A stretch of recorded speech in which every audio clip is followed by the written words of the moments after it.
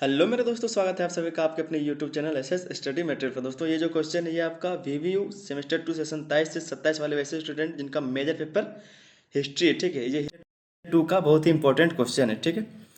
Question क्या है आपका कि कनिष्क की उपलब्धियों का वर्णन करें। इसी तरह का और भी इंपॉर्टेंट क्वेश्चन जो है इसी चैनल पर लाया जाएगा, तो चैनल को आप लोग सब्सक्राइब कर लीजिए। वीडियो अच्छा लगे तो वीडियो को लाइक कीजिए और अपने दोस्तों तक ज़्यादा से ज़्यादा इस वीडियो को शेयर कीजिए, ठीक है।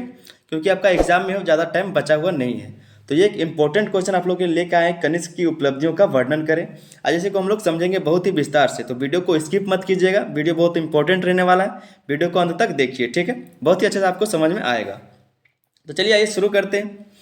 सबसे पहले हम लोग जानेंगे कनिष्क कौन थे, उसके परिचय को जानेंगे। कनिष्क कब राजा बने, वो क्या क्या उनके द्वारा काम किया गया, सब कुछ हम लोग जानेंगे, ठीक है। सबसे पहले इनके परिचय को जान लेते हैं कि वो कौन थे। तो लिखा है कि कनिष्क कुषाण वंश का सदस्य था, जिसकी स्थापना कुजुल कैडफिसेस ने की थी। मतलब ये जो कुषाण वंश का जो स्थापना किया था, तो वो किसने किया था? कैडफिसेस ने किया था, कुजुल कैडफिसेस, ठीक है। इनके द्वारा जो है कुषाण वंश का स्थापना किया गया था। और जो कनिष्क थे, कनिष्क जो है वो कुषाण वंश के एक सदस्य थे, ठीक है। आगे हम लोग देखेंगे कि कनिष्क प्राचीन भारत के महानतम शासकों में से एक था और कुषाण वंश का सबसे प्रसिद्ध राजा माना जाता है, ठीक है। कनिष्क जो है वो प्राचीन भारत का महानतम शासक में से एक था और कुषाण वंश का सबसे प्रसिद्ध राजा माना जाता है। कनिष्क ने लगभग 127 ईस्वी में कुषाण साम्राज्य की बागडोर संभाली। मतलब कि जो 127 ईस्वी जब हुआ था, तब कनिष्क जो है वहाँ का राजा बने थे। उन्होंने क्या है कि साम्राज्य की बागडोर संभाली थी। फिर आगे लिखा है कि उसका शासनकाल लगभग दूसरी शताब्दी ईस्वी के आसपास था। और उनका जो शासनकाल था वो दूसरी शताब्दी के लगभग आसपास में था। वह न केवल एक पराक्रमी योद्धा और कुशल प्रशासक था, बल्कि बौद्ध धर्म का महान संरक्षण भी था। बौद्ध धर्म के वो अनुयायी भी थे, ठीक है। बौद्ध धर्म को मानते थे वो, कई धर्मों को वो मानते थे, लेकिन बौद्ध धर्म का वो ज़्यादा पालन किया करते थे, ठीक है। फिर आगे लिखा है कि कनिष्क के शासन काल में भारत का राजनीतिक, सांस्कृतिक और धार्मिक विकास चरम पर था। तो ये इनका परिचय हो गया कनिष्क का। अब हम लोग देखेंगे इनकी उपलब्धियों को, इनके द्वारा जो भी काम किए गए हैं, जो भी उपलब्धियां हैं इनकी, उसको हम लोग यहाँ आगे देखेंगे, ठीक है। तो वीडियो में अंत तक बने रहिए, सब कुछ आपको बहुत ही अच्छे से समझ में आएगा। क्या लिखा है? कनिष्क की उपलब्धियां। अब हम लोग यहाँ से जानेंगे कनिष्क की उपलब्धियों को, ठीक है। तो सबसे पहला जो है वो विस्तृत साम्राज्य। कनिष्क के जो जब शासन काल था, जब वो शासक थे, तब उनके काल में जो साम्राज्य का विस्तार हुआ था, तो उसी को हम लोग जानेंगे विस्तार से कि विस्तृत साम्राज्य के रूप में, ठीक है। सबसे पहला जो पॉइंट है, सबसे पहला जो उपलब्धि है वो विस्तृत साम्राज्य। तो क्या लिखा है कि कनिष्क ने अपना साम्राज्य मध्य एशिया से लेकर भारत के बड़े हिस्से तक विस्तारित किया। कनिष्क का जो साम्राज्य था वो मध्य एशिया से लेकर के, मध्य एशिया के मतलब आप समझ लीजिए कजाकिस्तान की उधर से लेकर के पूरा आपका पाकिस्तान, अफगानिस्तान, चाइना, भारत का लगभग उत्तर हिस्सा, इस तरह का जो भी एरिया है वहाँ तक इनका जो है हिस्सा विस्तार हुआ था, ठीक है। आगे लिखा है कि उसके साम्राज्य में अफगानिस्तान, पाकिस्तान, उत्तर भारत और मध्य एशिया के क्षेत्र शामिल थे। उसने तक्षशिला, पेशावर और कश्मीर को अपने साम्राज्य के महत्वपूर्ण केंद्र बनाया। अब आप लोग सोच रहे हैं कि तक्षशिला कहाँ है, पेशावर कहाँ है, कश्मीर? कश्मीर तो आप लोग जानते हैं कि भारत में है, लेकिन जो तक्षशिला है और वो पेशावर है, वो दोनों पाकिस्तान का ही शहर है, ठीक है। पहले ये जब पाकिस्तान और भारत का बंटवारा नहीं हुआ था, तब ये दोनों पंजाब प्रांत में ही था। लेकिन जब बंटवारा हो गया तो जो तक्षशिला है और पेशावर है वो पाकिस्तान में चला गया, ठीक है ना। फिर आगे जो दूसरा पॉइंट है, चौथी बौद्ध बौद्ध संगीति का आयोजन। जो चौथा बौद्ध संगीति का आयोजन हुआ था वो इसी के कार्यकाल में हुआ था, कनिष्क के कार्यकाल में, ठीक है। क्या लिखा है उसको हम लोग समझ लेते हैं। सबसे पहले आप समझ लीजिए कि ये जो चौथी बौद्ध संगीति वो होता क्या है, संगीति होता क्या है, बौद्ध संगीति। ये जो बौद्ध संगीति आप देख रहे हैं, जो पहला बौद्ध संगीति जो हुआ था वो 400 लगभग 450 ईसा पूर्व पहले हुआ था। फिर आपका दूसरा जो हुआ और तीसरा जो हुआ था वो पाटलिपुत्र में हुआ था। तो इस तरह से जो चौथा जो किया गया था बौद्ध संगीति, वो हुआ था आपका श्रीनगर में। कहाँ पर? श्रीनगर में, कुंडल वन में, ठीक है। तो इसी को हम लोग देखेंगे कि किस तरह का यहाँ पर हुआ था। तो दूसरा जो पॉइंट है कि चौथी बौद्ध संगीति का आयोजन। तो लिखा है कनिष्क ने बौद्ध धर्म के प्रचार प्रसार में महत्वपूर्ण भूमिका निभाई। उसने कश्मीर के कुंडल वन कहाँ है? तो श्रीनगर के आसपास का ही क्षेत्र है, ठीक है, में चौथी बौद्ध संगीति का आयोजन किया। इस संगीति में बौद्ध धर्म के महायान संप्रदाय को व्यवस्थित रूप से स्थापित किया गया। महायान जो संप्रदाय है वो कौन है? तो बौद्ध धर्म को मानने वाला है, ठीक है। बहुत पहले से ये संप्रदाय पहले से ही था, लेकिन जो व्यवस्थित रूप से इसको स्थापित किया गया कहाँ पर? तो कुंडल वन, जब बौद्ध संगीति हुआ था उस समय, ठीक है। आगे हम लोग देखते हैं। आगे तीसरा है कि बौद्ध धर्म का संरक्षण और प्रचार। अब बौद्ध धर्म का संरक्षण और प्रचार कनिष्क के साम्राज्य में, कनिष्क के काल में लिखा है कि वह बौद्ध धर्म का अनुयायी था और उसने इसे अपने साम्राज्य के विभिन्न भागों में फैलाने का प्रयास किया। जो कनिष्क थे वो कौन थे? तो बौद्ध धर्म के वो अनुयायी थे और उसने क्या किया कि इसे अपने साम्राज्य के विभिन्न भागों में फैलाने का प्रयास किया। जितना भी उनका विस्तृत क्षेत्र था, हर जगह पर बौद्ध धर्म को फैलाने का प्रयास रहा उनका। फिर आगे लिखा है कनिष्क के शासनकाल में बौद्ध धर्म चीन और मध्य एशिया तक पहुंचा। और इन्हीं के शासनकाल में क्या है कि जो बौद्ध धर्म वो चीन और मध्य एशिया तक पहुंचा था। ठीक है। चौथा पॉइंट है कला और वास्तुकला का विकास।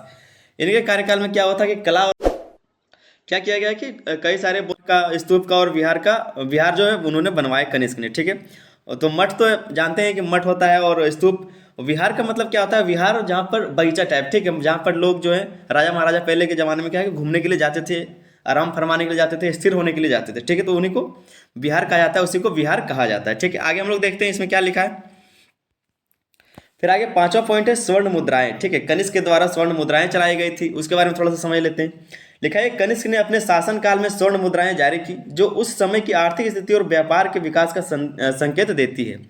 कनिष्क के समय में क्या हुआ शासनकाल में कि स्वर्ण मुद्राएं चलाई गई थी, जारी की गई थी।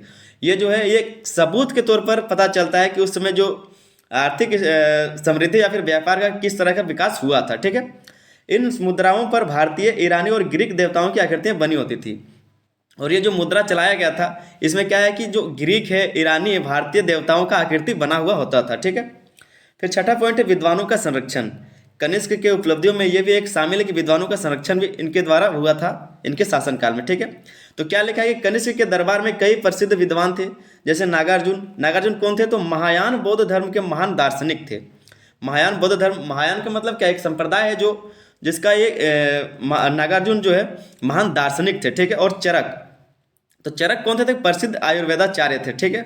चरक जो है इन्हीं के दरबार में रहते थे। चरक एक प्रसिद्ध आयुर्वेदाचार्य थे। आगे लिखा है कि चरक ने अपनी प्रसिद्ध चिकित्सा पुस्तक चरक संहिता कनिष्क के संरक्षण में ही लिखी थी। इन्हीं के कार्यकाल में क्या है कि जो चरक ने पुस्तक लिखा था, चिकित्सा पुस्तक जो लिखा था चरक संहिता, ये इन्हीं के कार्यकाल में लिखा हुआ था। ठीक है। फिर सातवां जो इसका विशेषता है, उपलब्धि है, वो क्या है? वैज्ञानिक योगदान। वैज्ञानिक योगदान भी इनके कार्यकाल में हुआ। वो क्या है? कनिष्क के शासनकाल में चिकित्सा, खगोल शास्त्र और साहित्य के क्षेत्र में उल्लेखनीय प्रगति हुई। कनिष्क के ही शासनकाल में क्या कि चिकित्सा में विस्तार हुआ, खगोल शास्त्र में विस्तार हुआ, साहित्य के क्षेत्रों में भी उल्लेखनीय प्रगति दिखाई दिया था। आगे हम लोग देखते हैं 8वां नंबर पॉइंट। 8वां में लिखा है राजधानी। ठीक है। राजधानी का कहाँ पर विस्तार हुआ, राजधानी कहाँ पर बनाया गया? तो कनिष्क ने अपनी राजधानी फिरोजपुर, वर्तमान में पेशावर, पाकिस्तान में जो अभी है, बनाई। वहाँ उसने एक विशाल स्तूप का निर्माण कराया, जिसे बौद्ध धर्म का एक प्रमुख केंद्र माना जाता है। वहाँ पर भी एक स्तूप का निर्माण करवाया गया था, जिसे आज बौद्ध धर्म का एक प्रमुख केंद्र माना जाता है। ठीक है। राजधानी कहाँ पर किया था? तो पाकिस्तान में करवाया था, वर्तमान पेशावर जहाँ पर है पाकिस्तान। ठीक है। पहले उसको फिरोजपुर से वहाँ पर कर दिया गया। फिर आगे लिखा है कि महत्व और विरासत। इनके द्वारा जो काम किए गए थे, जो भी उपलब्धियां थी, उनके क्या महत्व और उनका क्या उनके द्वारा क्या विरासत छोड़ के गए, वो इसके बारे में थोड़ा सा जानेंगे। उसके बाद एक छोटा सा निष्कर्ष है, उसको देखेंगे और ये आपका क्वेश्चन खत्म हो जाएगा। तो क्या लिखा है? कनिष्क भारतीय इतिहास में एक ऐसे राजा के रूप में प्रसिद्ध है जिसने न केवल साम्राज्य का विस्तार किया, बल्कि कला, धर्म और संस्कृति के क्षेत्र में भी महत्वपूर्ण योगदान दिया। बताया जा रहा है कि कनिष्क जो है भारतीय इतिहास में एक ऐसे राजा के रूप में प्रसिद्ध हुए जिसने केवल साम्राज्य का विस्तार नहीं किया, बल्कि कला का, धर्म का और संस्कृति के क्षेत्र में भी उन्होंने महत्वपूर्ण योगदान दिया है। इसमें से क्या आता है? तो उसकी धार्मिक सहिष्णुता। सहिष्णुता का मतलब क्या होता है? सहिष्णुता का मतलब होता है दूसरों के प्रति जो निष्पक्ष और अच्छा सोचे। ठीक है। जो अच्छा रवैया रखे, उसी को बोलते हैं सहिष्णुता। तो सहिष्णुता का मतलब जो दूसरों के प्रति अच्छा सोचे, अच्छा रवैया रखे। क्या लिखा है कि उसकी धार्मिक सहिष्णुता और बौद्ध धर्म के प्रति समर्पण ने उसे इतिहास में एक विशेष स्थान दिलाया। फिर दूसरा पॉइंट है कि उसका साम्राज्य मध्य एशिया और भारत के बीच सांस्कृतिक और धार्मिक आदान प्रदान का केंद्र था। क्या लिखा है कि उसका साम्राज्य मध्य एशिया और भारत के बीच सांस्कृतिक और आर्थिक आदान प्रदान का केंद्र था। मतलब जो मध्य एशिया था या फिर जो भारत है, इसके बीच में संस्कृति का और जो चीज़ों का है, संस्कृति का आर्थिक जो आदान प्रदान भी होता था। ठीक है। किया गया इसी के शासन में, साम्राज्य में। फिर आगे लिखा है गांधार और मथुरा कला जो उसके शासन काल में विकसित हुई, आज भी भारतीय संस्कृति की अमूल्य धरोहर। गांधार या फिर मथुरा कला जो है उसके शासन काल में विकसित हुआ था, जो आज भी भारतीय संस्कृति की अमूल्य धरोहर है। इसके बाद हम लोग एक छोटा सा निष्कर्ष को देख लेते हैं और ये क्वेश्चन आपका खत्म हो जाएगा। तो निष्कर्ष में क्या लिखना है? कनिष्क केवल एक महान शासक नहीं था। जो हमने ऊपर पढ़ा, जो हमने ऊपर देखा, उसी को 3-4 लाइन में डिफाइन करना है, लिखना है निष्कर्ष में। ठीक है। लिखना है कि कनिष्क केवल एक महान शासक नहीं था, बल्कि वह एक ऐसा राजा था जिसने धर्म, कला और विज्ञान को समान रूप से प्रोत्साहित किया। उसकी उपलब्धियां भारतीय इतिहास और संस्कृति के लिए चिरस्थायी है। ठीक है, चिरस्थायी का मतलब क्या है कि बहुत दिन चलने वाला, मतलब जब पीढ़ी दर पीढ़ी आएगा तब भी लोग इसको कनिष्क को याद करते रहेंगे। तो चिरस्थायी का मतलब वही होता है। तो दोस्तों उम्मीद करते हैं कि आप लोग को बहुत अच्छे से समझ में आ गया होगा। अगर चैनल पर नए थे तो चैनल को सब्सक्राइब जरूर कर लीजिए, साथ ही में अपने दोस्तों तक इस वीडियो को ज़्यादा से ज़्यादा शेयर कीजिए। ठीक है, मिलते हैं किसी अगले सवाल के साथ अगले वीडियो में, तब तक के लिए धन्यवाद। जय हिंद।